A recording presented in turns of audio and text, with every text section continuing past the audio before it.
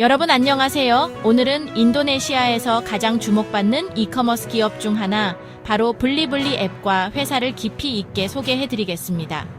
이 영상은 단순한 기업 소개가 아니라 블리블리가 어떻게 성장했고, 어떤 전략을 펼쳤으며, 앞으로 어떤 가능성을 가지고 있는지를 전체적으로 조망하는 시간이 될 것입니다. 먼저 블리블리의 기본적인 배경부터 살펴보겠습니다.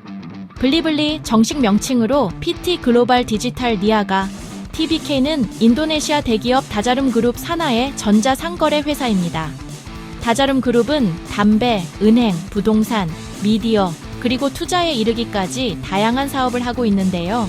블리블리는 그 중에서도 그룹이 디지털 경제로 진출하기 위한 핵심 자회사라고 볼 수 있습니다. 블리블리의 지분 대부분은 다자룸의 투자 회사인 PT 글로벌 인베스타마 안다란이 보유하고 있고, 비율로 보면 약 83% 이상입니다. 따라서 블리블리는 단순한 스타트업이 아니라 대기업 자본과 인프라를 등에 업고 출발한 강력한 플레이어였습니다. 블리블리는 2011년 7월 25일 공식적으로 출범했습니다. 본사는 행정적으로는 중부 자바 쿠두스에 있지만 실제 운영과 경영 중심은 수도 자카르타에 자리 잡고 있습니다. 창립자는 쿠스모 마르탄토, 마틴 하르토노, 리사 위도도, 핸드리, 그리고 레이 리드완 고타마로. 이들은 다자룸 그룹의 디지털 투자 회사인 GDP 벤처와 함께 블리블리를 구상했습니다. 특히 마틴 하르토노는 다자룸 그룹의 후계자로 알려져 있으며 블리블리를 통해 인도네시아 경제의 디지털화에 적극적으로 참여했습니다. 블리블리가 출발했을 당시 인도네시아의 전자상거래 시장은 지금처럼 크지 않았습니다. 인터넷 보급률도 낮았고 스마트폰 사용도 현재만큼 활발하지 않았습니다. 하지만 블리블리는 장기적인 비전을 갖고 움직였습니다. 단순히 온라인 쇼핑몰이 아니라 온라인과 오프라인을 연결하는 옴니 채널 전략을 일찍부터 추진했습니다. 예를 들어 온라인에서 주문하고 매장에서 직접 픽업할 수 있는 클릭 앤 컬렉트 서비스, 그리고 오프라인 매장을 디지털화한 빌리블리 인스토어 서비스를 제공했습니다. 이는 인도네시아 소비자들의 특성을 잘 파악한 전략이었는데요. 당시에는 온라인만으로는 신뢰가 부족했기 때문에 오프라인 연결이 큰 장점이 되었습니다. 블리블리의 성장 과정에서 특히 눈에 띄는 것은 인수합병 전략입니다. 2017년 6월, 블리블리는 인도네시아의 대표적인 여행 예약 플랫폼인 티켓닷컴을 100% 인수했습니다. 이를 통해 단순히 물건을 판매하는 쇼핑몰에서 벗어나 항공권, 호텔 예약, 여행 서비스까지 제공하는 종합 플랫폼으로 확장했습니다. 이어서 2021년 9월에는 슈퍼마켓 운영사 PT 수프라보가 레스타리 TBK의 지분을 약 70% 인수했습니다. 이 회사는 렌치마켓과 파머스마켓이라는 프리미엄 슈퍼마켓 체인을 보유하고 있었는데 인수 금액만 약 2조 루피아에 달했습니다. 이를 통해 블리블리는 생활 밀착형 오프라인 리테일까지 사업 영역을 넓혔습니다. 그리고 2022년 11월 8일, 블리블리는 자카르타 증권거래소에 상장했습니다. 주식 코드는 벨이며 상장을 통해 약 8조 루피아를 조달했습니다. 이는 2022년 인도네시아에서 두 번째로 큰 규모의 IPO였습니다. 이 IPO는 단순히 자금 조달 이상의 의미를 가졌습니다. 블리블리가 이제 인도네시아 디지털 경제를 대표하는 주요 기업 중 하나로 인정받았다는 상징적인 사건이었죠. 그렇다면 현재 블리블리의 사업은 어떻게 운영되고 있을까요? 블리블리는 전자제품, 생활용품, 패션, 신선식품 등 다양한 상품을 판매하고 있습니다.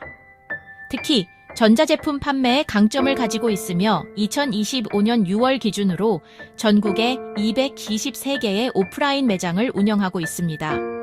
이 중 172개는 애플, 삼성, 화웨이 같은 글로벌 브랜드 단일 매장이며 101개는 여러 브랜드를 동시에 취급하는 멀티 브랜드 매장입니다. 또한 블리블리는 물류 인프라에 상당한 투자를 해왔습니다. 자체 물류 서비스인 BES 파켓을 운영하면서 인도네시아 전역 400개 이상의 도시에 배송 네트워크를 구축했습니다. 인도네시아는 지리적으로 섬이 많아 물류가 큰 도전 과제인데 블리블리는 자체 물류와 제3자 물류를 결합하여 효율적인 배송 시스템을 운영하고 있습니다.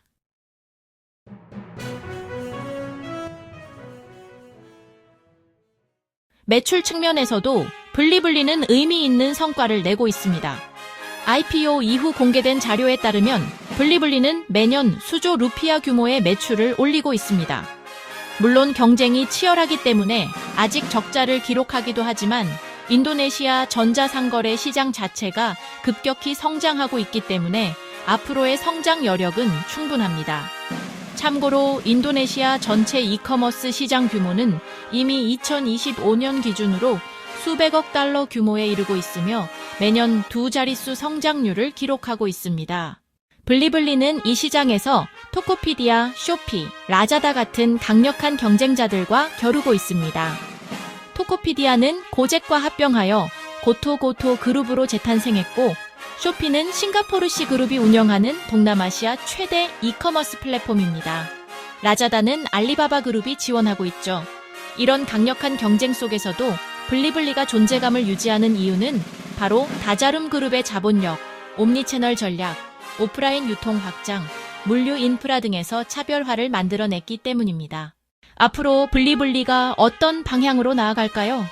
첫째, 블리블리는 슈퍼마켓과 같은 오프라인 리테일 사업을 통해 온오프라인 통합을 더욱 강화할 것으로 보입니다.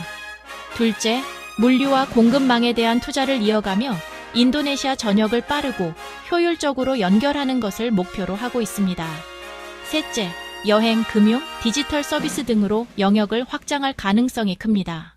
정리하자면 블리블리는 2011년 설립 이후 불과 10여 년 만에 인도네시아를 대표하는 대형 이커머스 기업으로 성장했습니다. 단순히 물건을 파는 온라인 쇼핑몰이 아니라 여행, 슈퍼마켓, 물류까지 아우르는 종합 디지털 플랫폼으로 자리 잡았습니다. 그리고 상장을 통해 자금을 확보하면서 앞으로 더 큰 도약을 준비하고 있습니다. 오늘 영상에서는 인도네시아 대표 이커머스 기업 블리블리에 대해 깊이 있게 살펴보았습니다. 앞으로 블리블리가 어떤 새로운 전략과 서비스를 통해 인도네시아뿐 아니라 동남아시아 전역에서 영향력을 확대할지 지켜보는 것은 매우 흥미로운 일이 될 것입니다. 시청해주셔서 감사합니다.